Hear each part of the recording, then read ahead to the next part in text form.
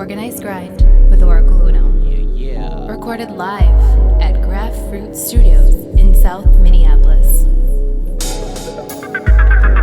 What's up, world? This is OrikalUno checking in once again with episode 27 of Organized Grind, the podcast.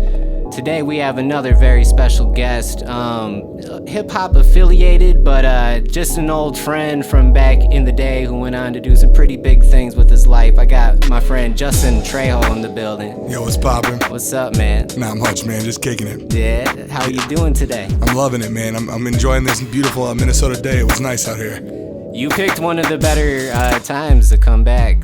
I mean, it's like perfect out right now. Yeah, bro, it's nice. In Dallas, it was like 90 some odd yesterday, so it was miserable. But today was a very nice change of pace. Nice. Well, yeah, I mean, we're definitely gonna get into it. As I mentioned, we go way back. We used to kick it on the west side of St. Paul a lot. So why don't we go ahead and get into it? Where are you from? Where were you born, and where did you grow up at? Man, I'm originally from Detroit, Michigan, 7 Mile of Wyoming, west side. And then we came here when I was real young, moved to my mom and dad, or when my mom stayed at Egan, and then I stayed on the west side with my best friend growing up. So I grew up in Annapolis and Robert right there on the tail end, right where West St. Paul meets the west side. So I'm local to the area, and I loved it, man. So Sure.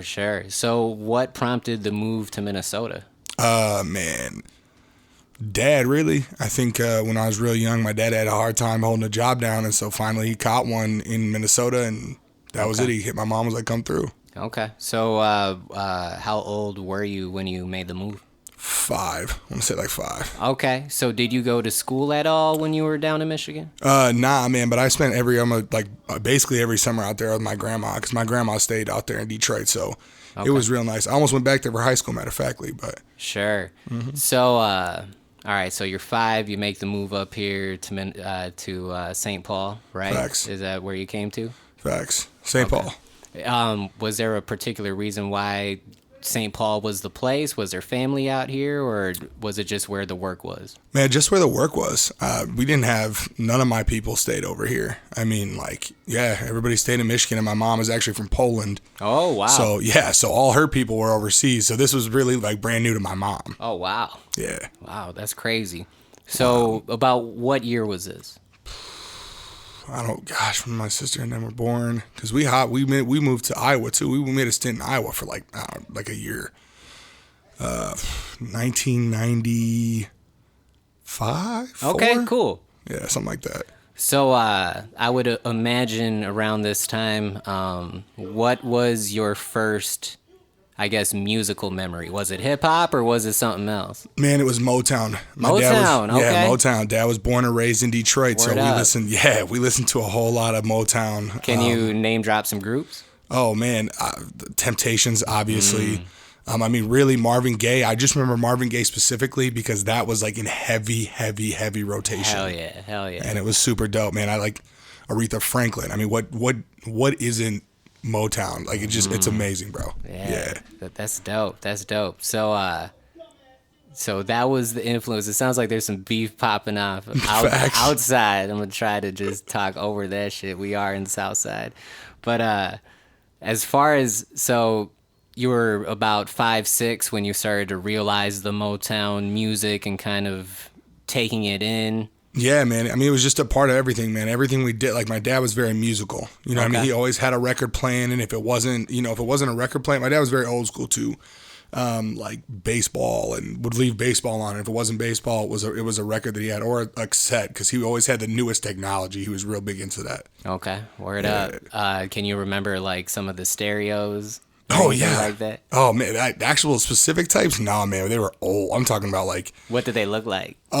Metal. It was like a mixture of metal and wood, and I just remember because it was like you'd have to fuss with the antennas, And I was like, bro, it's not that serious. He'd be like, no, man, if you just tweak it just like this, like, you'll get it so clear. And boy, he'd spend like an hour trying to figure that out. But okay. Yeah. So you started to go to school here then in St. Paul? Correct, facts. Okay. St. Mike's, West St. Paul, what's going on? What was that like? Was it easy to find friends, or what was the school experience like in a brand new state and neighborhood? It was actually awesome. So I met my best friend. Shout out Tyler Ortega. I see you. I don't even know if you listen to this, but shouts to you, man. Yeah.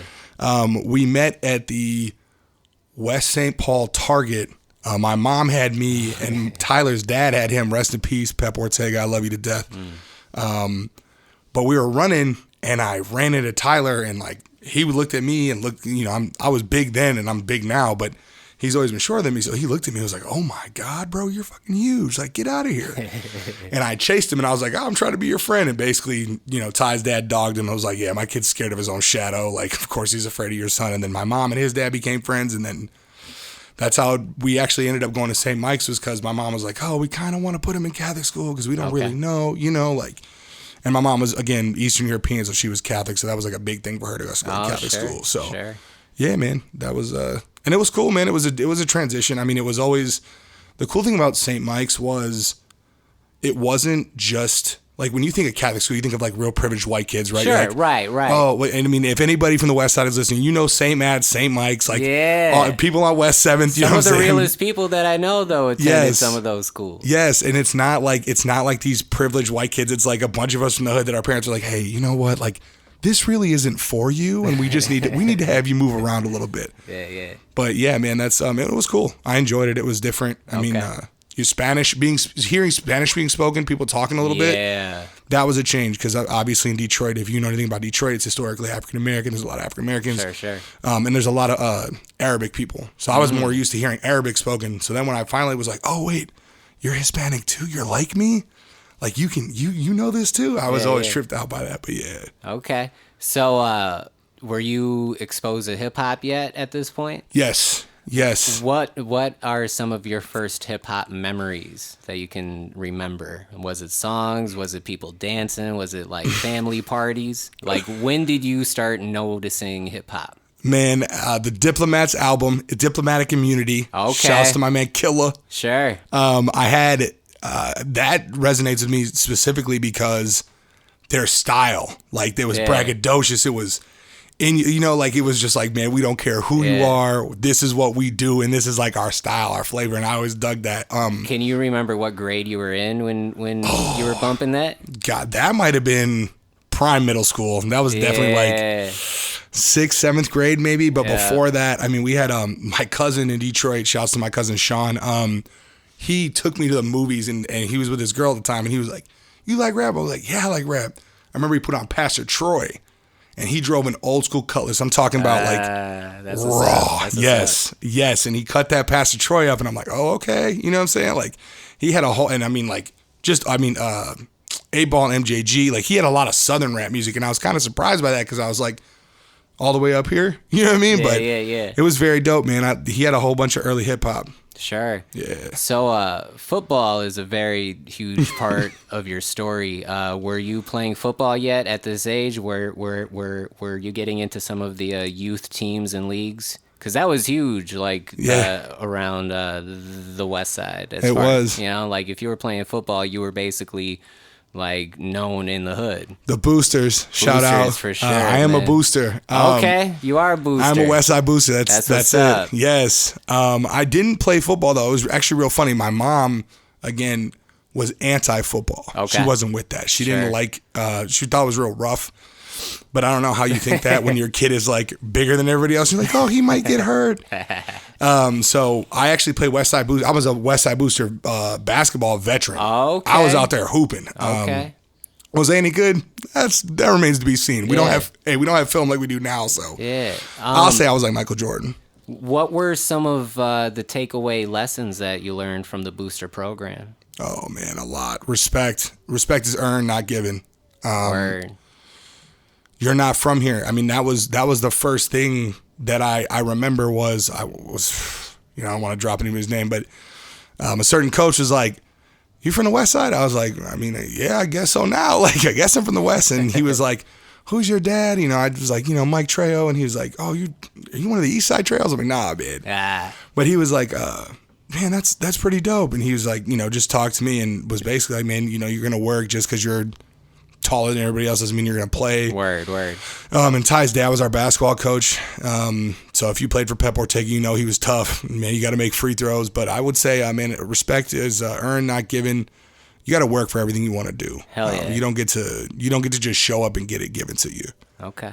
So I mean, that really just kind of set it off. And my 8th grade coaches, R.I.P. Rick Heatherston for football, because I did end up playing football when I was in 8th grade. Okay, so is that when you first started? Was yes. 8th grade? I played 6th grade in another rec league, and then no one would let me play in 7th grade, even though the boosters wanted me. But my mom was still like, we just started and we don't know. And I was like, no, but like you should let me do this. And finally my dad was like, yeah, he's gonna play with the boosters, like he's got to. Yeah. So yeah, man, and that's 8th grade. But like, you know, Rick Heatherston, R.I.P. Santino Franco. I don't know if you know Santino Franco. Word up.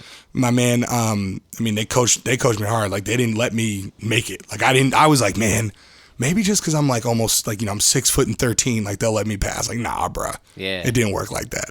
That's what's up. Yes. So, you know, why don't we, we're going to get to the first commercial break here soon, but why don't we get into 8th to 12th grade?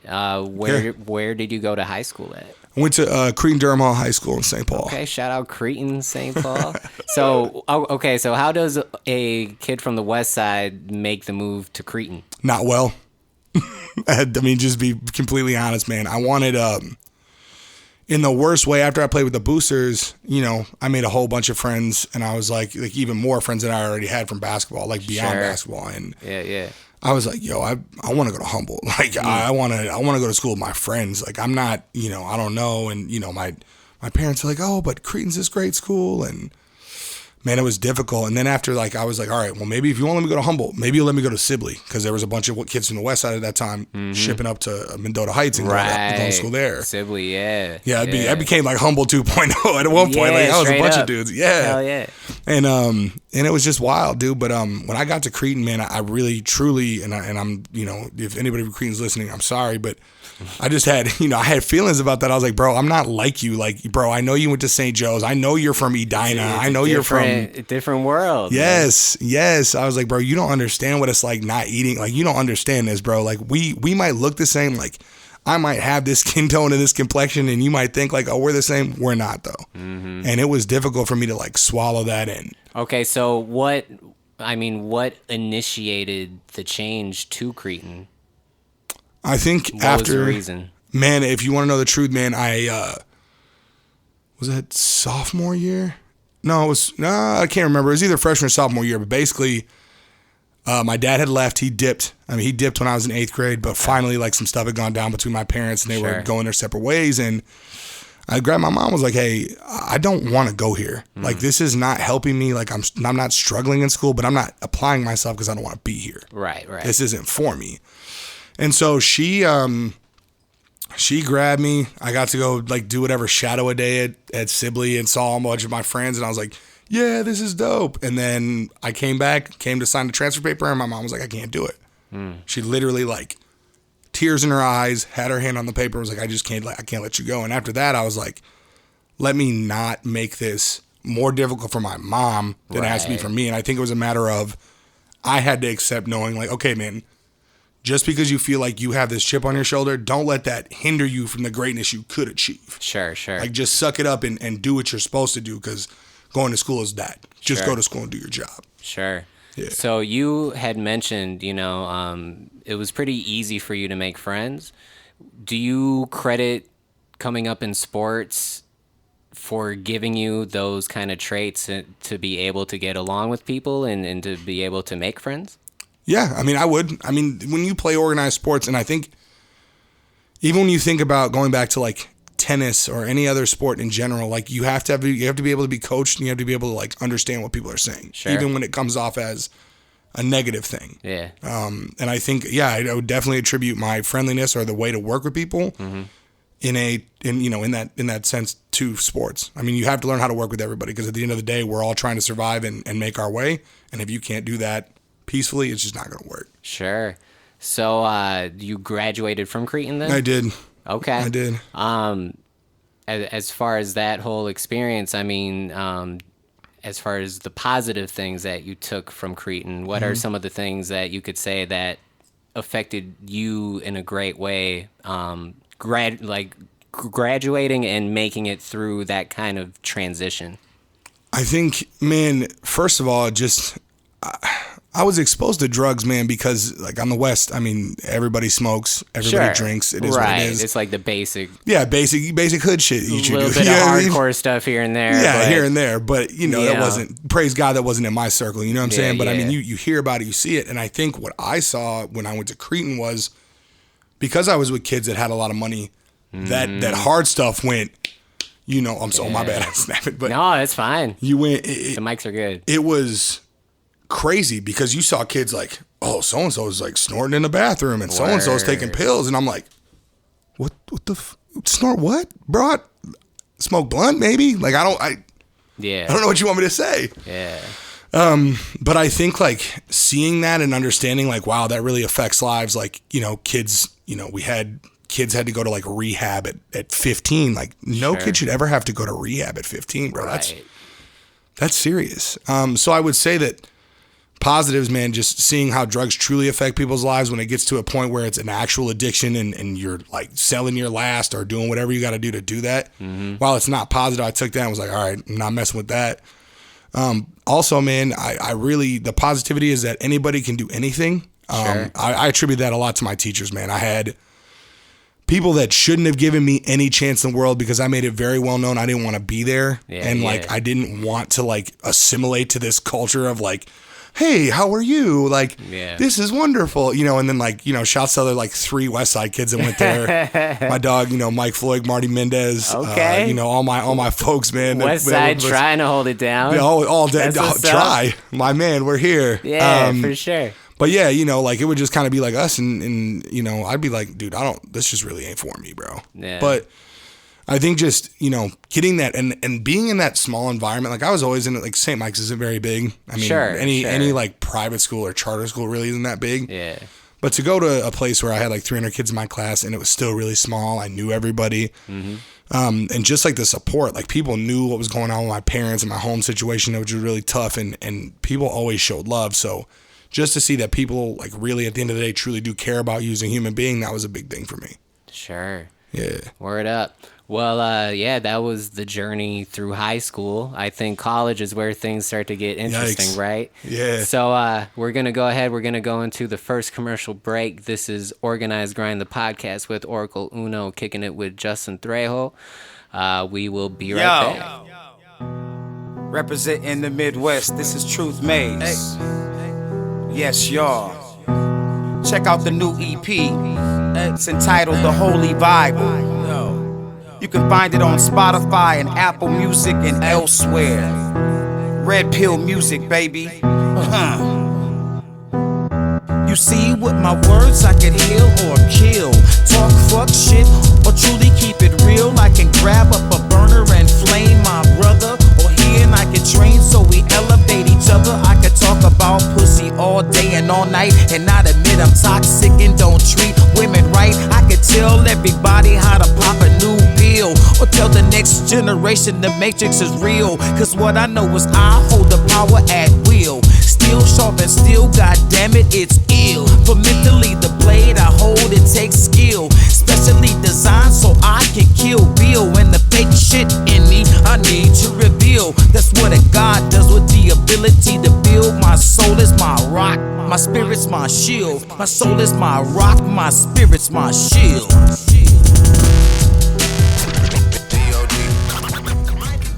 Yes, y'all. Organized Grind, the podcast with OrikalUno, kicking it with Justin Trejo. What you just heard was a commercial from my guy, Truth Maze. He is currently opening up in a freestyle cypher for J Electronica tonight at the Caboose. So shout out to my guy, Truth Maze, getting it in tonight. So We just got through your high school days. Your whole come up. So, as I mentioned, football was a very huge part of your life. When did the college prospect time start to happen? And was that a result from going to Cretin, or was that like, did you go find that on your own? I mean, man, it was a mixture, man. Just being completely honest, my first couple years at Cretin, like I said, man, there was a difficult situation, and I mean, I don't want to talk too much into it, but basically the disagreement between my parents and what happened between them really kind of messed me up top. Like, I spent 2 years just being angry and like not talking, and like football was cool and it was whatever, but I was like, the only thing I wanted to do was go kick it with my homeboys. I didn't really care, but like football was a big thing to me, but It wasn't the thing to me. So were you still playing in high school? Yeah, I was playing. Okay. I played for Cretin. Yeah, for Cretin. I played ninth grade, and then I played B squad. And then I mean, I didn't, man, to be completely fully honest, man, I didn't really play much junior year, and I played decent amount senior year. And through it all, I was kind of like, man, and then a lot of the coaches was like, yo, you had all this Division I size, but your mind and the way you act just is not. Sure. We can't sell that to people. You know what I mean? And I don't blame them. I didn't work hard. I didn't show up to workouts. Like I half-assed it. And then finally, like, I had to make a move. Shouts to Juice and a couple of the other guys were like, hey, bro, come work out, come kick it, come like, we understand that you're going through this, but we want to see you succeed. So it was actually a lot of love. But I mean, senior year after the season, I talked to the Citadel, a couple SoCon schools, Southern Conference, North Carolina, South Carolina, Georgia. Okay. Small D1 ball, and I was like, bro, I know I'm better than this. Like, I know I can actually play. Sure. And so, and it got to a point where I was just real discouraged, and I was like, man. So I applied to, I applied to TCU. Okay. Shout out to Horned Frogs. Okay. I applied to DePaul. I applied to St. Cloud State. St. John's in New York. Sure. And the Citadel. Okay. And I got into. Oh, go ahead. My bad. Oh no, it's all good.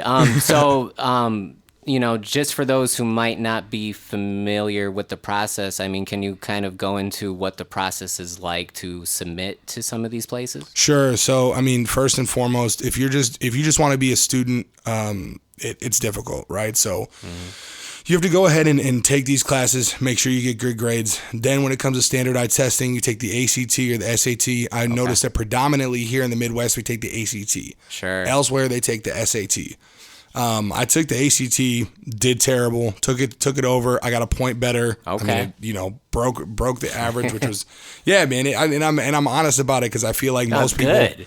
No, but I'm saying like most people will be like, like I did real well, or like I just, like I'm not here to like lie to you, man. I was wildly mediocre, but I made it. So right. But I mean, like you're having to go through this. Then you have to like, for some colleges, they want to see like a writing sample or a reason why they should even look at what you have. Okay. Right. So oddly enough, I applied to these places. Like I said, I applied to 5 schools. Out of 5 of them, like I got shut out like immediately. I think DePaul was the first one to hit me back because I was like, I don't even need to play football. Maybe I'll just go kick it in Chicago. Like It's only a 4-hour ride to Detroit. Right. So if I want to go home on weekends, I can. You know what I'm saying? And I'm 6 hours away from the city, so I can come through if I need to. Yeah. But they hit me back and they said no. And then that was actually the second rejection letter. The first one I got was from St. Cloud State. Oh wow. And when I got that one from St. Cloud State, like my whole and this is not shots. Yeah, this is not shots at St. Cloud. So if you're a Husky and you're proud, like please don't hit me, don't at me. This is not a disrespectful thing. But when I got that rejection letter from St. Cloud State, I was like, I shouldn't even fucking have to go to bro, I didn't get into St. Cloud. Right. Bro, like I'm smart as shit, but like I didn't get into St. Cloud. Yeah. So that really shook me. Yeah, bro, that hurt. It hurt. So I was like, oh no. So I went on a visit to the Citadel. So when you're in college and you play college football, you go on these official visits, man. They have you come out, you spend a weekend on their campus. They show you, it's all about the glitz, the glamour, like what does this look like? What does it not look like? Yeah. And for those who don't know, Citadel is located in Charleston, South Carolina. So first of all, let's just put this out there, man. I was culture shocked when I got here. Talk about culture shock in the ultimate way. you're going to the real South. Like, and I say real South, like I'm talking about like the Confederate South. Like you're going into a place where, first of all, I'm biracial. I may look white, but I'm biracial. So these people are like, oh, what's your last name? And I'm like, it's Trejo. And they're like, yeah, that's not Johnson. Right, and I'm like, doesn't compute. Yeah, come back, please. Like, that's not, try again. Right. And they're like, so are you? I'm like, my dad is Latino and my mom is from Poland. Oh, we've never seen anyone like that. I bet you haven't. And you're in what state again? I'm in South Carolina. South Carolina. Okay, word. So I go, and for those that don't know about the Citadel, man, it's a military school. So it's basically yes. So talk about from one extreme of like being incredibly lazy and not having it to this ultimate. This is not the West Side St. Paul anymore. No, bro, not at all. And like you're just mind blown, right? So I get there, and like, first of all, we're walking around. I'm with all the athletes, and I'm hearing kids at the school scream at us, "Don't come here." Wow. Like that's real. Like that's on everything I love. They were screaming at us like, "Don't come here. Don't waste your time. It's not worth it. It's not fun." Yeah. And I'm kind of like, okay, well, they're telling me not to come here. Like, what's so bad? So I tell this story often, and it happened, and it's sad. But the one thing that made was like the official. Like I saw somebody get hazed. Someone got a jacket thrown over them and they got slapped in the nuts. And I was like, nah, bro, you do that to me, it's game time. Like, I'm not. Yeah, we're it's prison rules at that point. Yeah, fam, we're throwing hands. Like, there's no question about it. Yeah. And man, we were in a group. There was one African American girl in the group, but a whole bunch of white dudes. Dudes behind us were, I think they were just ended up going to be regular students, but she was going to run track or do basketball. Can't remember which one. She was super. I wish I would have linked with her, man. If you hear this all the way these years later, shout at me because you were actually super cool. Word.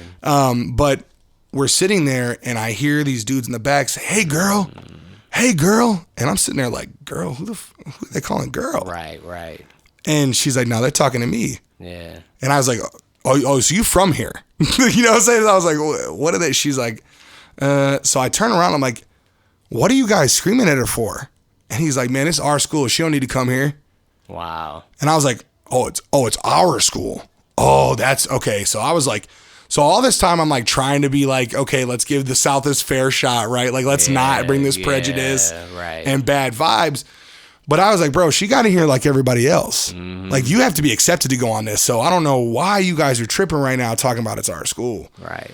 And, when I got back, I talked with my parents. I said, dude, first of all, I saw old boy get slapped in the nuts. Like, y'all know me, dude. It's going down. Like, there is no ifs, ands, or buts. Like, you hit me in the balls, we're fighting. Yeah. And then I was like, dude, and just to see another person of color go through that, bro, the South is funny like that because people will be like, oh, don't, like, we don't like black folks or we don't like Mexicans, any of that stuff, right? But the minute we're on a football field or we're on an athletic court, it's all games are different. Yo. It's there. Everybody's like, yeah, hell yeah, you're the best. And I'm like, bro, but good and goddamn well, you would not let us come to your house and come kick it. Yeah, that's a whole other like episode of a podcast that could go hours and hours just digging into that dynamic of NFL and just a lot of professional football and kind of the parallels of, it is a great opportunity to get out of situations, but then again,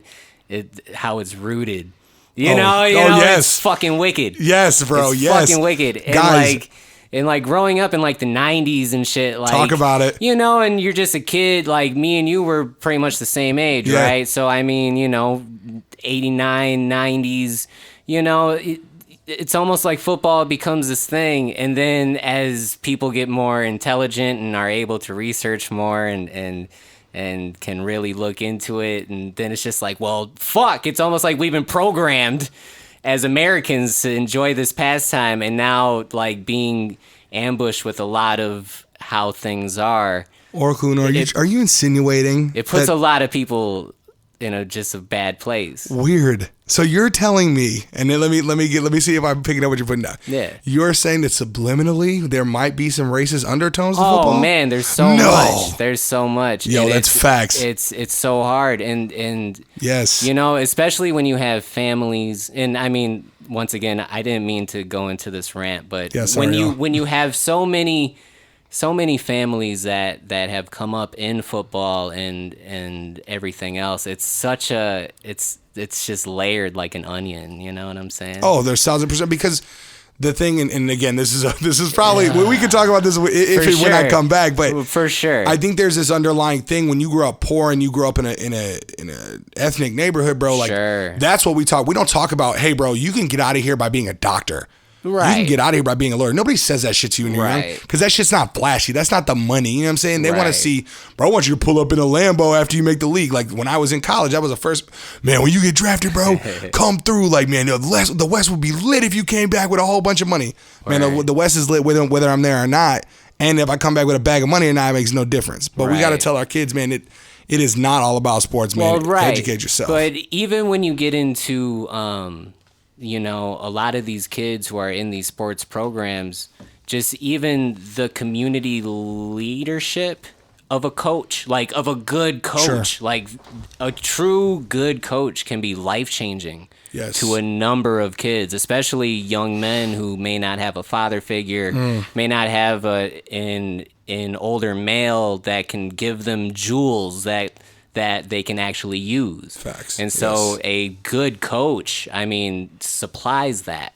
So, I mean, you know, like, and that's at a community level. It's almost like when you talk about politics. Like, the president sucks, but when you get into the local politics of people who are doing good for your local community, you know, it's just fucking wild. Bro, but, yes. So, anyway, to get off of that tangent,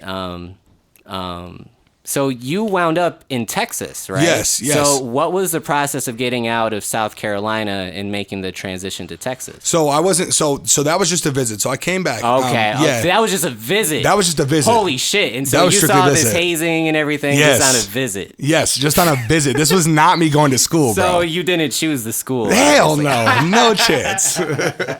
All right. So anyway, so how I got into TCU. So at Cretin, which was good, and I don't know if they do it everywhere, and if they don't, they should. But they had college representatives come visit, and if you signed up to see them, they would sit and meet with you. So I knew I wasn't living here. Like when I got here, like I've it's so funny. The same hood I was like, I'm not from Minnesota. I'm not from the West. Like I'm not from here, bro. I'm from Detroit. The same hood I was like, oh, I'm never going to rep for, like I love now, right? Yeah. But I was like, I'm never going to come back to Minnesota. This place is not for me, bro. I'm outgrown of this place. And so like every college I tried to talk to was far away. So I was like, and really it was just trying to escape, you know, a home. Yeah, right. Yeah, so I signed up to talk to TCU. Shout out to the former admissions, Dean of Admissions, Ray Brown. He actually was the representative. So I was the only one who signed up to talk to him. We sat down. We had a good conversation. He's like, oh, you're from Michigan? I said, yeah, originally. He's like, oh, my wife's from Ann Arbor. And I was like, oh, I love Michiganders, man. We're good people. So we chopped it up, and he really liked me. And he was like, you should really consider applying. And he's like, are you going to go play football anywhere? And I was like, not right now. I was going to go to the Citadel, but I just decided like, it's not for me. Like obviously I didn't tell him like the awful experience I had. Right. But I was like, all right, I'll apply. So I applied. TC was the last school I heard from. Obviously I got into the Citadel, and I got a big old packet from TCU, and I was like, oh my God, I got in. Word. And I was like shocked. And he was like, yeah, let me talk to the football coaches. We'll set you up football. And I was like, for real? Like, oh, dope. So what was the feeling like when you like saw the package? Like, did you get the mail first, or did like your parents get you the mail, or like what was that whole experience like? I ran to the mailbox. That was me. Cause it was really me just helping my mom. Like it turned into a run. First of all, if you see me in real life, you know I'm not running anywhere. Okay. But I walked to go get the mail for my mom, and I saw it. Yeah. And I see this, like, you know, like, because the mailboxes are small. Sure. So it's like this U, and I'm like, man, it's a pretty thick ass U. I was like, yeah. I pulled it out. I was like, oh, hell yeah. Like, I'm about to get up out of here, bro. Word. Ran inside, told my mom, and my mom was like, oh my God, this is so good. Because my mom had an accent. Sorry. People who know my mom probably laugh at that. But she was like super happy and stoked for me. And I called my my aunts, cousins, and was like, yo, I'm out. Like, I'm going to go to Texas. And they're like, are you sure? Like, Texas football is something serious. Like, I don't think you understand what you're getting yourself into. Like, if you have commitment issues, this is not the place to go. So that first year. So anyways, yeah, that was it actually. Yeah. So, okay, so you get the news. How much time in between getting the news and making the move was there? Like, how much time did you have to process this information and then pack and then make the move? A couple months. I want to say like probably, I knew in April I was going, and then I left in August. Okay. Were you excited about Texas in general, or did you do some research about where you were going in Texas? Or like, where is TCU located? Texas is in Funky Town, Fort Worth, Texas. Fort Worth? Fort Worth, yeah. Okay. AKA Funky Town, man. That's what they call it. Okay. So is that like east, south, northwest? So it's North Texas. The best way, and I explained it to my boy earlier. Word. The best way to describe where I lived in Texas is to describe it to a Minnesotan in Minnesotan terms. Word. I wanted to get so far away from St. Paul, Minnesota, but I moved to Fort Worth, Texas, which is the Texas version of St. Paul, Minnesota. Wow. Okay. And I was like, can you explain that a little bit? yes, 100%. So Fort Worth, similar to St. Paul, like you have your old money, right? You have like Summit Avenue. Sure. That's like the big time money. You had, people that have lived there for generations. Their people are wealthy. They're not rich. They're wealthy. Word. You know what I'm saying? Yeah. And in Fort Worth, that's the same thing. You have the Bass family. You have these families that have been there for years, and they're wealthy, and they have like buildings named after them, and so on and so forth. So, but then you also have your pockets of where you have the haves, you definitely have the have-nots. Yeah. And so, like you got your, like especially in Fort Worth, Stop 6, you have Northside Fort Worth, Mexican neighborhood and stuff. Sure. And it's just crazy because it was so different but the same, because it was St. Paul with like like not even a southern, because really Texas is in the south. It's like its own thing. It's like right, yeah. That's what I hear, is that it's like its own country. It was, and I teach Texas history, so it was its own country at one point. Didn't work out too well for him, but is that the Alamo battle? That was the Battle of the Alamo is a huge deal. Yes. Yeah. Okay. Yes, look at that, bro. King of the Hill is really what teaches me about Texas. And half the time, I'm like, Arlen's not even a real place. So. No, but Garland is, and so is Arlington. Okay, and that's what they combined to make that? Yeah. Okay, word up. So when you made the move, did you move by yourself, or did you move with family? Or? All by myself, bro. So did you pack up a U-Haul? Or suitcase. One suitcase? One suitcase. Did you drive yourself? Nah, I got on a plane. Plane, okay. That's what's up. I got a plane from MSP to DFW. Okay. My mom was with me. My dad, I hadn't seen my dad in forever, but of course, he heard his boys playing football, so sure. He was like, "Oh, I'll be there. Boy, I'll meet you guys there." Sure.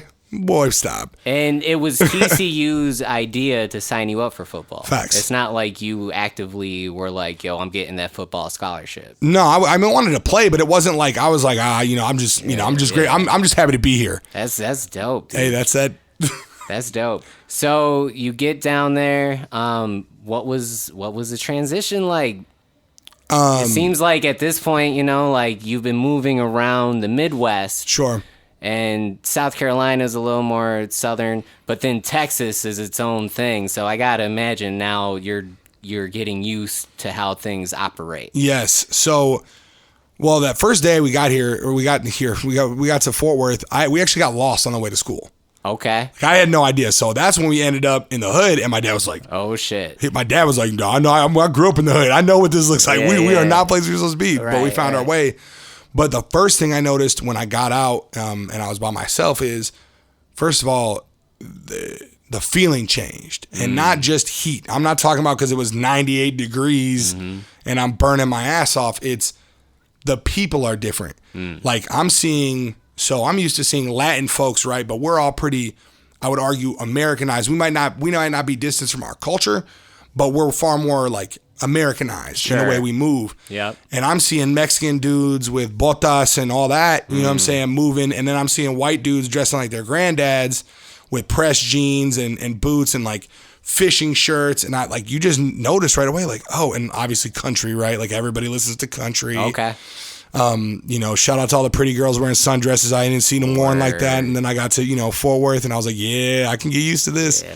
But you could just tell like people were from all over the state, all over, just real cool. And you could see that football is a big deal. Like people were like, oh, you're a football player? And I didn't recognize that was a big deal. Yeah. I was just like, oh, this is just kind of what I do on the low. Like not on the low, but I just play football. You know what I mean? Like it's not this big thing. And, but it was cool, man. It was dope. So as far as the college football scene in Texas alone, where does TCU stand? Oh man, don't make me answer that. Okay, but wait. So how many different major college markets are there in Texas alone? Okay, so let me explain. My bad, I didn't do a good job explaining this earlier. It's all good.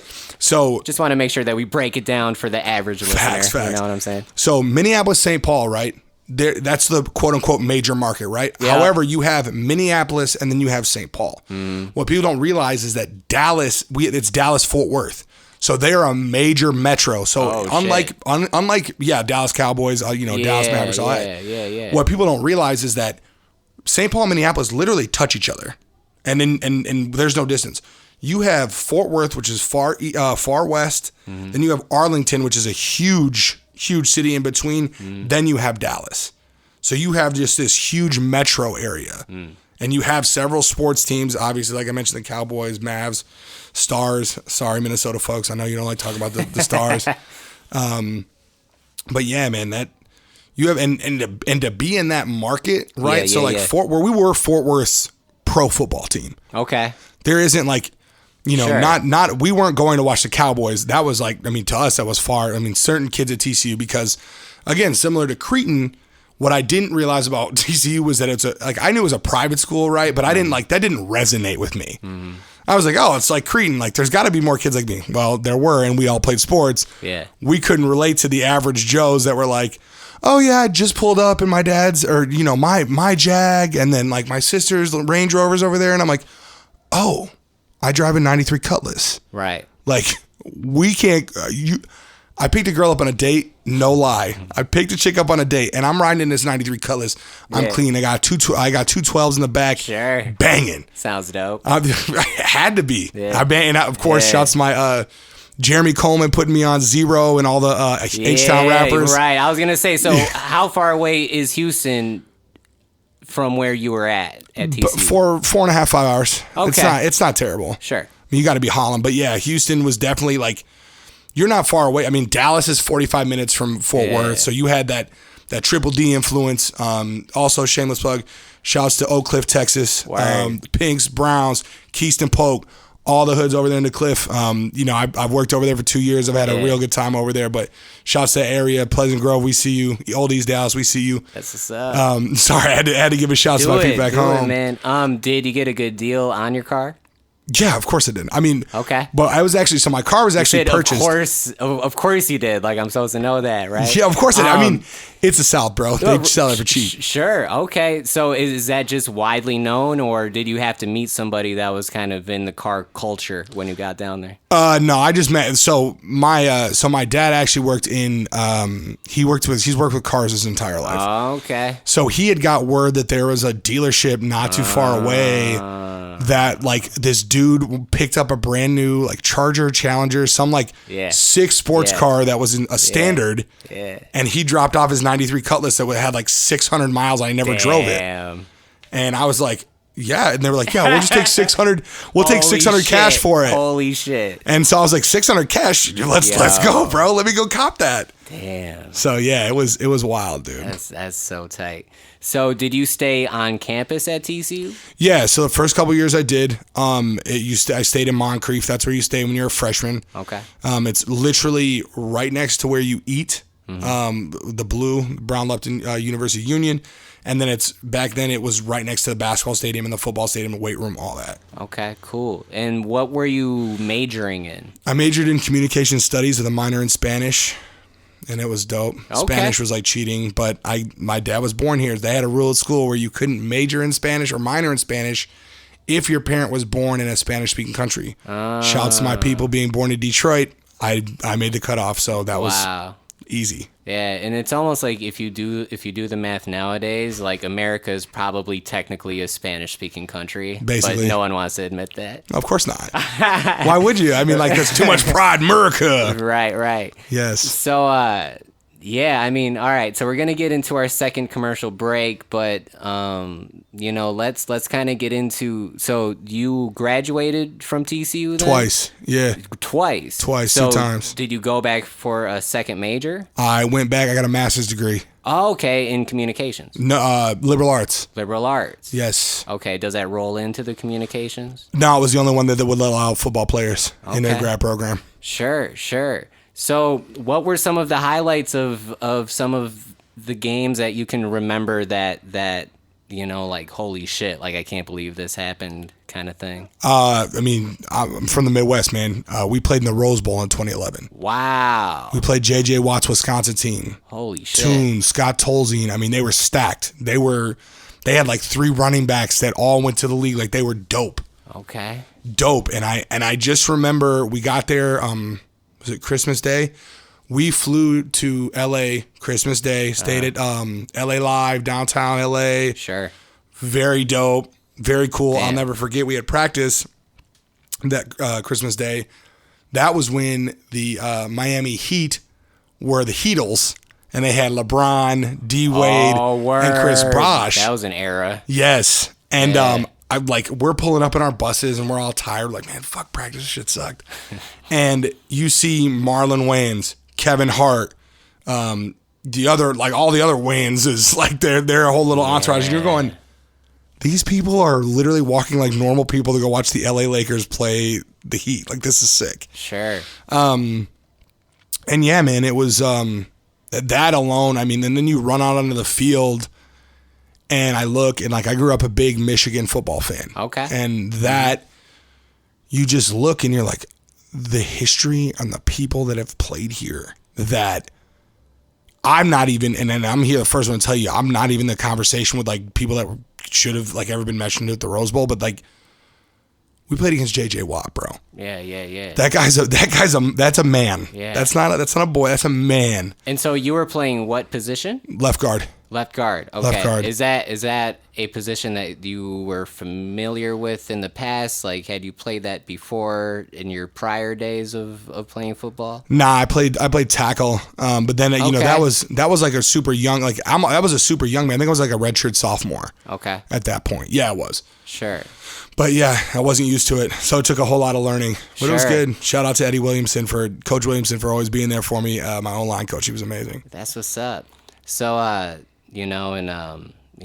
best of vibes out to your mom and everything. Rest in But peace. when I had first talked with her, as I mentioned to you prior, I worked at the Best Buy in Eagan, and she had came out to buy a video game that you were actually featured in because you were on the roster and everything. That's a fact. What was the process of that like, of being in a video game? Like, did they actually motion capture you, or were you just defaulted out, or did you have to sign a form, or Nothing. what was it like? Nothing. So let me tell you. Yeah, Shout out to yeah. EA Sports for paying us after they made all that money off us. Okay. I got a nice check after post-graduation. Word? Yes, because they got sued. Because they used our likeness. Oh, shit. So they used our everybody in the game. Because they should have paid you to Facts. begin with. Yeah, I should have been having an EA money. Clearance check right Yes, from the top. they should be paying college athletes. I'm gonna tell you all now. You should pay us for that. For sure. But they pay you in school. Let me tell you what, dude. Yeah. I get killed for you guys. I'm out here working. So I was unaware. Like, I don't know how, because I played the game all the time, NCAA, right? Uh-huh. And then I was like, bro, am I on this? And like, I'm like, let me see. First of all, you got EA Sports. You have my stats messed up. I know I'm slow, but I wasn't no 56, bro. Let me just put that out there. Sorry, I had a beef with the rankings. Like, that was trash. That's such a fire thing to like have an argument for, though. Like, yo, like, I'm pissed at where I'm ranked in this game.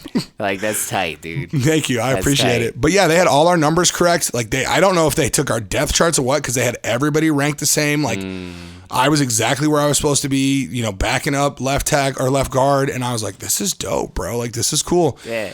So come to find out, like, again, this happened like after I graduated, but a bunch of former players got together and like, yo, bro, you got our skin tones down, you have our numbers, our positions, you have like our playbooks in here. We need some cash. So they sued EA Sports, and EA Sports had ended up paying out. I don't remember how much it paid out, but they paid me nicely. Good. You know, I mean, nothing life changing, but they gave me a check. But I was like, dude, this is it was hella dope, very dope. Yeah, word up. So, did you have ambitions to try to go pro to the NFL level, take it to the next level of where you were at? Yeah, I think if you play football in general or you play a sport, your dream is to achieve that final goal. Sure. So I did junior pro day. Okay. So I went in and took a version of the Wonderlic. For those who don't know, Wonderlic is an intelligence test that basically tells them whether you can hack an NFL playbook or not. Okay. Does it really?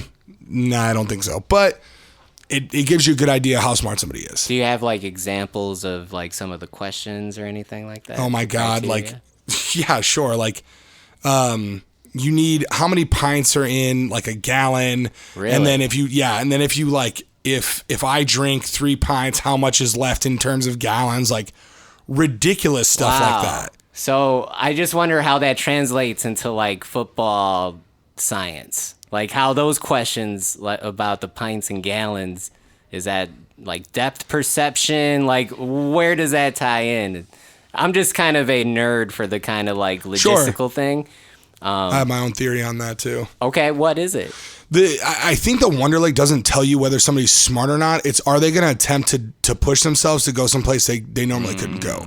Okay. I think like sure they look at their score, but I'm sure there's a way they can ask and be like, can we see the work? Can we see like what they were trying to do to get to where we wanted them to be? Sure. I think it's more of a mental check than it really is like are you smart? I can see that because really, I mean, football in a lot of sports is real-time problem solving. Yeah. Like you have moving pieces and things and routes and everything else that you're supposed to do. And if any slight variation happens, how can you hack it? Mm-hmm. So maybe that's what the test is for. It's like, here's just problem solving. Just here's a bunch of random problems.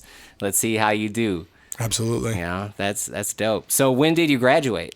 So I graduated with my communication studies Spanish minor in the summer of 2012. Mm-hmm. I'm actually low-key salty about that.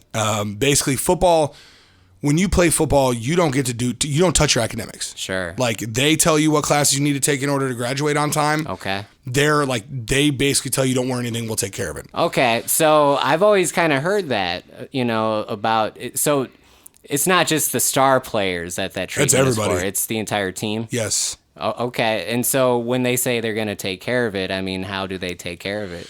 So they're going to put you, depending on your major, right, they're going to put you in the classes that you need to take. Like they'll register, instead of having to wait and register yourself for classes like normal students do, athletics does it for you. So they're like, okay, you need this class, and okay, next semester you can take this, and this, and then you'll be done. Yep. So they do it in terms of that.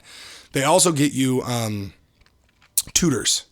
Okay. So if you need tutoring, oh man, I'm so thankful for so many of the tutors I had because I know I was struggling. Sure. But they do tutors. I mean, there's a bunch, man. If you fail, you really have to try sometimes to fail because there's so many people want to help you. People want to see you succeed. Sure. So you were how old during this time, roughly? When I graduated? Yeah. I was 22. 22. Yes. So, and you started college, so probably at 18? Mm-hmm. So what was your schedule like as an 18 to 22-year-old? Oh, man. Season? I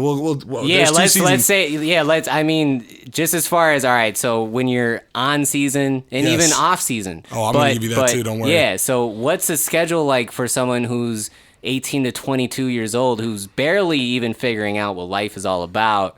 Now here's this heavy load of a schedule, I can imagine, but if you could fill in those gaps. So during the season, you had to lift as a freshman, so we'll just say I was a freshman, I had to lift 4 times a week. So I would get up, I would lift on Sunday, Monday. I try to do Wednesday and Thursday if I could. But you're getting up, I'd get up at like 5, lift, be out of there by 7, go shower, go to my 8 a.m., go to my 9 a.m., go to my 10 a.m., then I'd go back. I'd eat if I could. If I couldn't, I'd go take a nap, be at the football facility by 1:30. We had meetings at 2:15. Practice from, 3:30 to 6:30.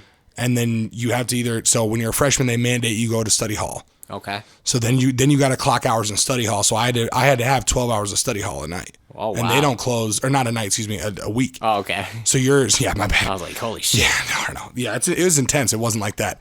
But a week is still hard though, because you're squeezing if you're trying to make it 2 hours a night. Yeah. 3 hours a night. And you're spending time in there because they don't close till 11. They'll stay open as long as you stay in there and do your work. Sure. And of course, there's a bunch of knuckleheads that just sit around and don't do nothing. You're just in there kicking it, or you're on your laptop. And mind you, this isn't that long ago, but almost 10 years ago. 10 years ago now. That's all we had was laptops. Right. The iPhone was still relatively new. Yep. So laptop era for sure. Yeah, facts. And but yeah, and then when it comes to off season, I mean, you're brutal. You're going to class all day. And then, depending on whether you're a lineman, skilled position, or a middle body, I was a lineman, so we met at, I think 3. We worked out until 5:36. Sure. And it was a group workout, so you didn't get to lift on your own. The ones during the season, you got to lift on your own. Mm-hmm. But then when you were in off season, everybody did it. Then once you got done with your lift, you went and ran. And so Monday, Tuesday was a lift and a run. Wednesday was a lift and a run. Thursday was lift and run. Then Friday, Thursday was no run, just a lift. Okay. Friday was lift, and then we'd have this thing called MTXE. Okay. MTXE stands for mental toughness, extra effort. Okay. It was some straight up strongman type shit. Damn. I remember the first time I did it, and my eyes were wide open.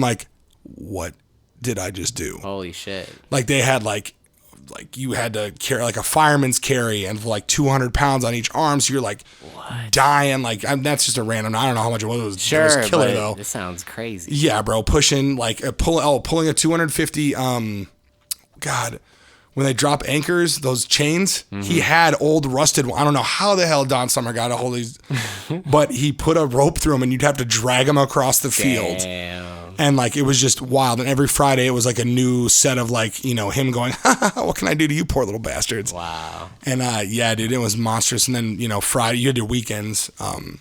Yeah. And the weekends were turned up. Damn. So you graduate from TCU. So obviously the NFL thing didn't work out for you, right? No, not at all. So like I was saying, so I did junior pro day, and they measure you and all this stuff. So yep. I'm talking to the Jets, and I'm like, oh my God, they're measuring me. You gotta feel dope. Yeah, to be talking with the Jets. Yeah, these dudes are sick. You know what I mean? They're talking to everybody, right? I'm just happy to be here, right? This is exciting for me. But, hell yeah. So they measure right here your ring finger to your thumb. Okay, and that's supposed to tell them the actual size of your hand. Okay, so right now he just pointed from the top of his ring finger to the center or to the tip of his thumb in that radius. So if you can imagine a straight line from the top of your ring finger to the top of your thumb. Yes. That's what he's demonstrating right now. Yeah, so that's supposed to give you how big your hands are, a realistic NFL hand, right? Okay. And they were okay, can you put your arms up? And I put my arms up to my side I'm a bird, and they measured me, and they're so you have some of the smallest arms and smallest hands we've ever measured. Holy shit. And I'm fuck. I mean, right, that's not the most flattering thing to hear. No, what? You have the balls on you, man. Right. And I'm okay. And he goes, what do you play? I said, well, I play guard, but I really prefer to play tackle. He goes, son, learn how to snap a ball and you might make a practice squad. Might. Wow. And that's a big might. And I was okay, so football's not for me. I'm not gonna cry in front of this fucking guy, but yeah. Just walk it off, man. Walk it off. Damn. And I'm sitting there damn, bro, that's this shit is a business. And yeah, so I ended up not making it. It hurt. And I was gonna do senior pro day, but I was bro, I'm okay with understanding that I came here to get an education first and foremost, and even though it sucks that I won't be in the league or do that stuff, there's always ways I can get involved with football, and, Sure. and, you know, we'll move forward. But Sure. Yeah. So before we get into the second commercial break, we might as well bring it to current days. So you had decided to stay in Texas, right? Yeah, so it's actually funny how it worked out. I was going to move because I was like, you know what? I'm going to move to LA. I'm going to move to New York. I don't know which one it is. Okay. I'm going to get out there. I'm going to do something. I'm going to be famous. I'm going to make $1 million. And that's what I'm going to do. And I guess kind of what were you aiming to do as far as getting famous? I mean, really, I just thought I'd end up being like a talk show personality or some type of word up. Somebody who just would try to make you laugh and bullshit with you. Sure. Are you into comedy? Love comedy. Okay. Are you into stand-up comedy? Love stand-up comedy. Who are some of your favorite stand-up comics? Oh my God, Tom Segura. Okay. Shout out to him. Yeah. He's hilarious. Yeah. God, I mean, you look at all of them. I mean, Tom Segura. You look at Sebastian, and it's gonna kill me. Maniscalco, yeah. Hell yeah, dude. Yeah, he's funny as hell. Yeah. I mean, obviously George Lopez, he's funny too. Word. He's one of the OGs. We had one of the OGs, the original Kings of Comedy. That was hell yeah, man. I used to be able to quote that word for word. That was like my dad's rest movie. In peace. Yes, Bernie Mac, and Bernie was funny, man. So good. He was funny, and I always thought like, bro, I can bullshit with the best of them. Like I know I can do this, and but. Anyways, I was like, all right, I had a college girlfriend at the time. We had been together like 3 years. Sure. And I'm like, all right, babe, well, I'm moving to New York. And she was like hella wealthy, and shouts to Brittany, you're cool. I love you to death still. You're wonderful. But she was like, yo, if you move to LA or New York, just understand this is not happening. Mm-hmm. And of course I'm like, not happening. Like, what? Sure. Not happening. She's like, nah, like I'm Texan and I'm not leaving here. And I was like, damn. Like that's just like, you know, like I'm 22, like first, like, you know, my college love, you know what I'm saying? Like we've been through some seasons together. I feel you. And that was it. And I was like, well, I guess I'm gonna stay here. And then I got into sales. Okay. So my first job out of college was Amazon.com. I worked for Amazon Local. It was a small, it's like their version of Groupon. Okay. And so, yeah. So as far as sales goes, what was the sales role within the role that you had at Amazon? Like, what were you selling? Was it like company to company, or were you like, what was the sales aspect of that? So it was like, I mean, I would argue it was B2B because Amazon's a business and I was selling it to businesses. Right. But in Amazon and what they do with their information is incredible. Okay. Like you want to talk about, and I'm not going to say data mining, but you want to talk about like picking up on what people like. Yeah.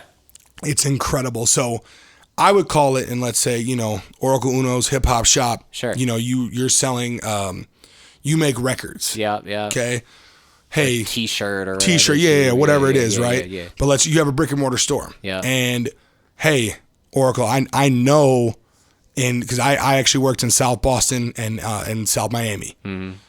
I know where the people are that listen to hip hop. I know where they are, and I know they'll buy. I know that they'll buy if you put this deal together where you get $30 for $15. I know if you put this together, they'll cop it and they'll come in and spend more than what they bought for the gift card. Word. Like, and I can give you that data. Like, I have that data on hand. Okay, that's what's up. Yeah. Okay, that's tight. So is that what you're currently doing now? Because you are... okay, all right. So just to bring people up to speed nowadays, are you still currently in Texas? I am in... Yes, I am in Texas. Okay, are you still in the same part? No, I'm in Dallas. Dallas, okay. Yeah. Dallas, Texas.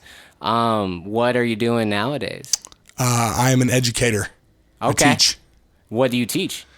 6th grade world cultures, 7th grade Texas history, 7th grade health, and 8th grade health. Tight. Yes. How long have you been doing that for? 2 years.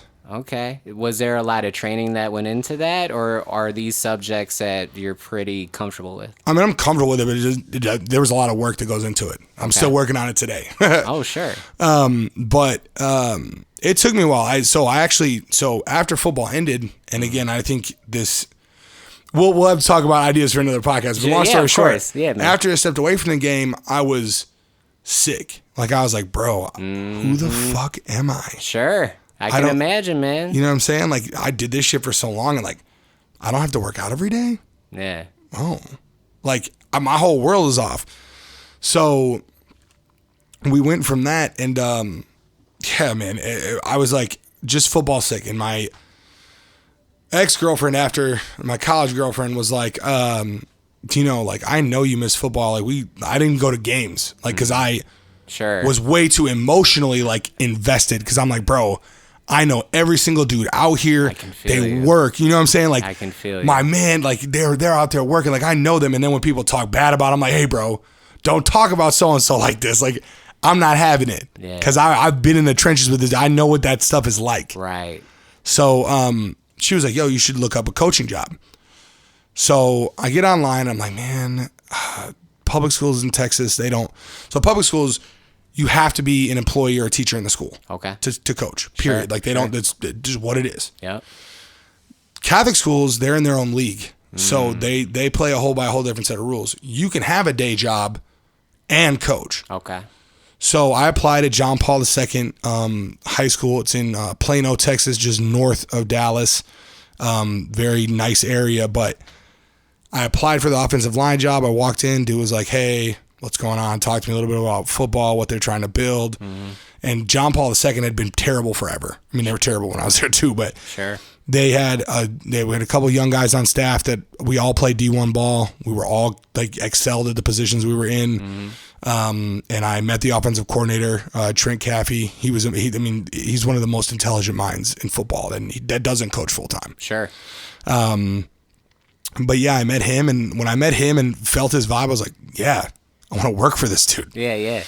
So I bounced between my day job, sales, and then I'd, cut out in the morning early or in the afternoon early to go to practice. And then that was it, man. And my first year coaching was tumultuous. We didn't win a game, sucked. I mean, just grinding it out. No shade at Humble, but we were like Humble, couldn't win one if we paid them. You know what I'm saying? It was bad. And we grinded. It sucked because we put in so much work. But, after that season, there's coaching turnover. And I was like, all right, well, I guess, there's a couple guys that didn't come back. So I'm like, all right, peace. Yep. So I take the year off, keep up with my buddies who are coaching though. Then they're still JP2 and they, that's terrible. And that ends up again. I think he went 0-10 again for the third year in a row, I believe. But damn. Yeah, tough. Like, especially, man, it's rough, man. Football, I mean, Texas football is Minnesota's hockey. Like, this is what these people do, bro. Like, this is it. Like, the Minnesota State hockey tournament is the Texas football tournament. Like, it's insane. Like, I don't know if you know this or not. Texas doesn't get their state champion until the third week of December. Oh, wow. High school football. Okay. So you're not, like, playoff runs are deep. You play 10 regular season games, then you go into 6 rounds of playoffs. Damn, man. Deep. And let me tell you, we have 6A there. Bruh, you have what is it, like 6-man? Yeah, 6-man football. Then you have 2A Division 2, 2A Division 1, 3A Division 2, 3A Division 1. So you have all these schools. You're like, damn, bro. Like, does this shit end? Holy shit. Yeah. Yeah, man. So before we get into this last commercial break, and then we'll have some fun with the Lightning Gauntlet, just any sort of, do you have any advice for anybody who might be following the college football route, and any sort of lessons that you may have learned that maybe now, with the wisdom you have now, you would have acted differently or applied it differently back when you were actively in it? Advice for the youngins. For the young ones. Okay, young ones, listen to me. Okay? Do not commit to a coach. Commit to a school. Do not, and I'm not saying that because the coach that's recruiting you doesn't care about you, doesn't love you. I'm telling you that every man's got his price, and if mama comes calling, they come home. So just because you really like, I don't know, you really like the University of Georgia because Kirby Smart is there, that doesn't mean that Kirby Smart isn't a great guy or doesn't care about you. At the end of the day, if let's say he gets hired on to be the head coach of the Minnesota Vikings, he's going to go do that. And it's not that doesn't care about you, but you need to worry about yourself. So if I could do it again, don't laugh off. First of all, don't laugh off academic institutions. Don't. don't do it. I laughed off, God, who was that? It wasn't Cornell. It was some Ivy League school. And I was like, what are they? I don't want to go there. They don't play on ESPN. Fuck that. I'm good. Sure. What? Like, bro, that's an Ivy League. Dude, I could have left and, potentially been a millionaire. Straight up. But guys, commit to your education. Don't commit to a coach. Don't commit to gear. Do not commit to the league. Because I'm here to tell you guys, that league, and as good as it is, and as much as I love NFL football, they don't give a fuck about you, man. Word. They don't. And it's not like, it's nothing personal because it's business. The NFL is business. And I've seen what these people do. Like, I went to a scouting deal with the Dallas Cowboys. This guy gave me a 40-page packet with positions by breakdown, what you physically want them to look like and what they should play like. And if you don't fit their physical mold first, they're not going to give you a look. Sure. So you can, quote unquote, be the coldest running back, but if you're 5'2", 100 pounds, you're still killing it at D1, no one's going to draft you, bro. You just don't fit their mold. Sure. And recognize the grind doesn't stop. You can rest.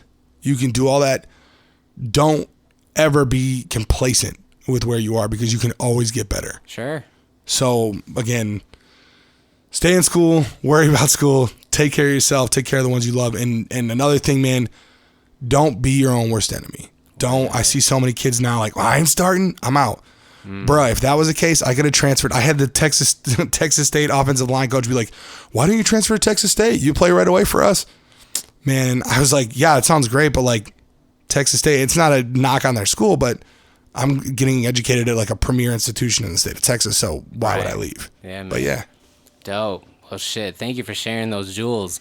We're going to get into the second commercial break, and then we'll have some fun. We'll do this Lightning Gauntlet. We are an hour and 10 into this podcast, but it's been amazing to catch up with you, man. Thank you. It feels like old times. It feels like, as much time has passed that we haven't seen each other, like it still feels like we haven't missed a beat. That's a fact. It's really cool. So we're going to get into the second commercial break. This is Organized Grind, the podcast with OrikalUno, episode 27. Justin Trejo. We'll be right back. Hey, what's up, world? This is OrikalUno checking in to let you know that I just released a brand new EP entitled Speech Therapy. It's entirely self-produced, and you can now get it at OrikalUno.com. That's ORIKALUNO.com. Thank you for listening. It's all unraveling, I feel it in my abdomen. About to take a swim in a bottle from the cabinet. Full throttle, hollowing the content of the glass I sip. Too much pain, yeah, the shit ain't even masking it. Okay, got a few loose things I need to tighten up. Do it in the dark before the sky tries to brighten up. Maneuver in the shadows, that's all I'm really used to. Most people always try to find a way to use it. Feeling for a drive, I'm in need to feel alive. 95 miles per hour on a 94 ride. Pissing off passerbyers that are forced to coincide with me. Middle finger up to the punk on the side of me. Rough around the edges, disrespecting the guest list. Use all my drink tickets and forget the set list. I've seen it all before and you ain't impressive. I ain't shit either, yeah, I've learned that lesson. Let it go in the wind. Got my windows open, I ain't holding it in.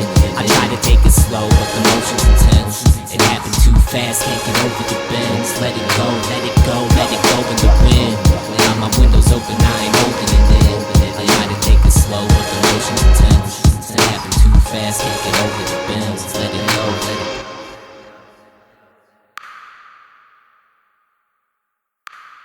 My vision hazy, yeah, I know I'm living crazy though, drowning in the frequencies. Yes, y'all. Organized Grind, the podcast with OrikalUno, kicking it with Justin Trejo on episode 27. So we're going to go ahead and get into this Lightning Gauntlet. For those unfamiliar, the Lightning Gauntlet is a game that we play on Organized Grind, the podcast. There are 3 random questions that come out of a pile of questions that I have here.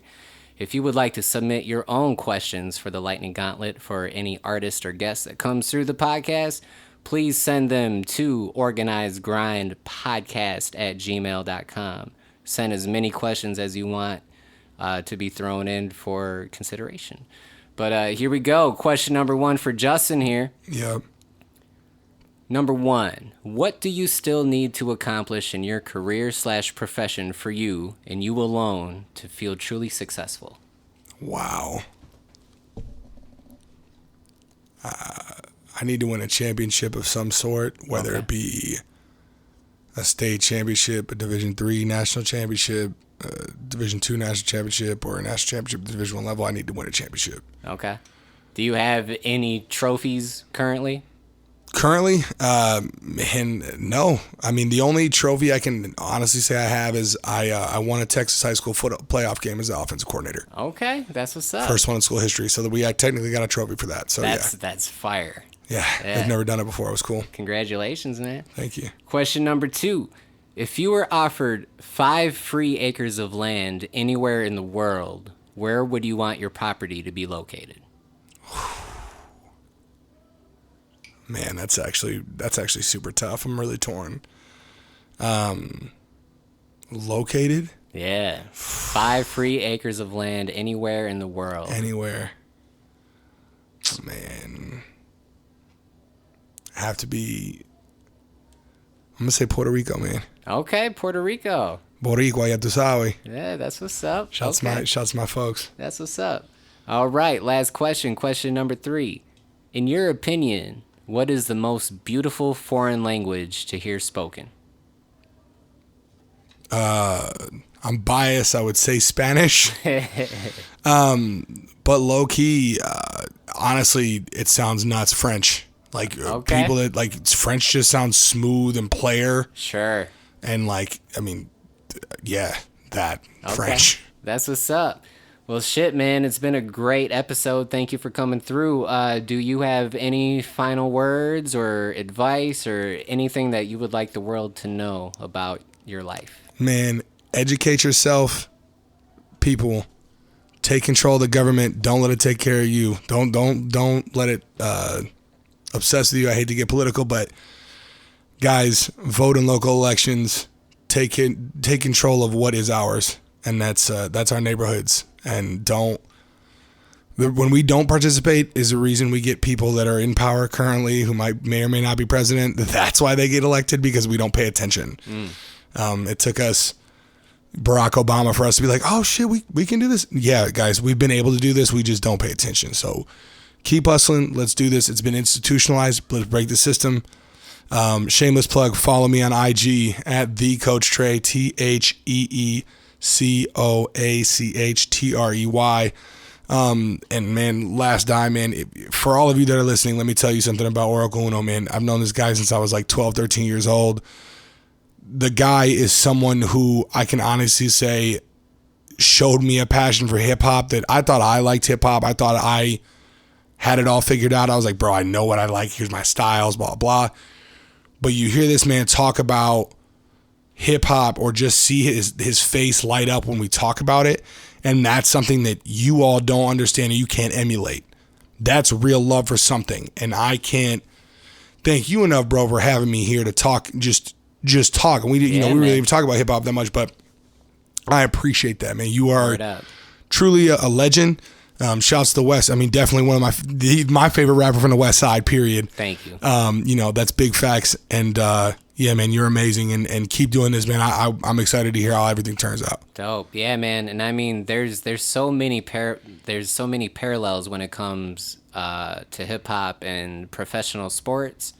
And maybe that's something else that we can get into the next time that you come through. So you're actually going back to Texas now, right? Yeah, I go back. I fly out in 2 days. Okay. Well, yeah. When's the next time we can expect you back in the cities? The day Oracle Uno calls me and says, yo, I need you on this podcast, I'll be here. I don't care where I'm at. I'm coming through. Okay. All right. Well, the next time that you're in town, we'll definitely have to have you come back, and we'll just chop it up. We'll talk about hip-hop. We'll talk about songs that pump you up. Ooh.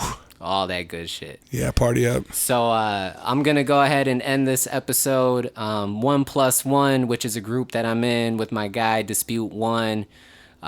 We are opening for an MC by the name of KOOL KEITH at FINELINE MUSIC CAFE on June 6th in Minneapolis. It is an early show. I'm pretty sure doors are at like 7 or something like that. But the lineup is KOOL KEITH, Sean Anonymous, Bonafide, and Gonzo Bean, and then us, OnePlusOne. We will be rocking a set So come on through. I'm going to end this track with a new OnePlusOne track that we did about a week ago. It's some exclusive shit. I mean, I'm pretty sure the producer BennyBen hasn't even sent me the new mix yet.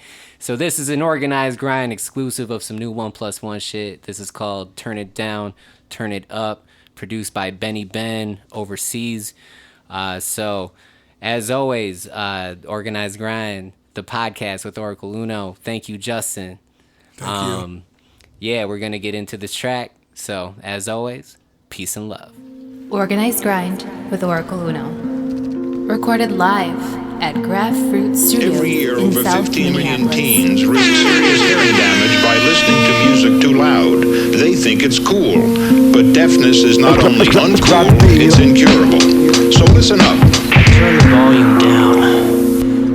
I'm from the era of subwoofers and 808s. In every state I see fly whips with candy paint. Ain't nothing quiet, it's a riot, no volume control. Ain't nothing biased, you could try us, I bet that you fold. Prime time when you see them in line. The variations of the nations, under lights they shine. They got chrome exterior with leather interior. The rest of the competition looking inferior. Increase the volume on your custom sounds to gain attention from the town as your rims go round. We bound to make it happen while the beat stays slapping. Be it OnePlusOne, guaranteed to get it cracking.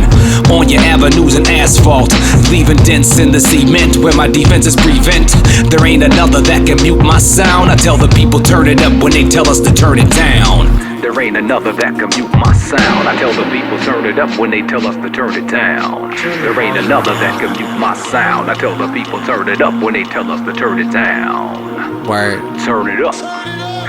Word up, I'm turned up, rolled up tobacco leaf, easily burnt up. Yo, all that drama don't concern us, I'm worked up, over trying to get my work up. Weight advantage helps my balance when it surfs up. Riding on vibration, slip and slide through the matrix. Amplifier in the ride, putting smiles on the faces. Driving by like I'm flying through these popular places. Outrageous, style busting off of the gauges. Can't contain it, insane with the brain full of paint fumes. Can't complain about the game or the way that it makes you. Beyond the level, nestled in benevolence. Swing like a necklace, never settle for the negligence. Turn the volume up until the speakers blow. Whatever happens after, no one needs to know. Life's a freak show, roam till the streets glow. Raw and grimy like a BennyBen beat though. Cranked up like a million tanks couldn't break us. Survive the shakedown to shape up, now I celebrate tough. Turning up in various ways and make up for how I felt throughout my scariest days.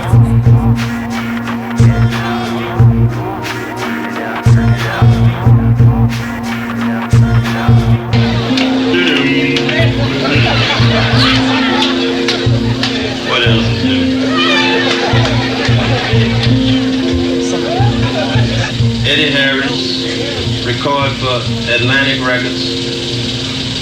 So if you don't have any of my records, go over to your friend's house and take them.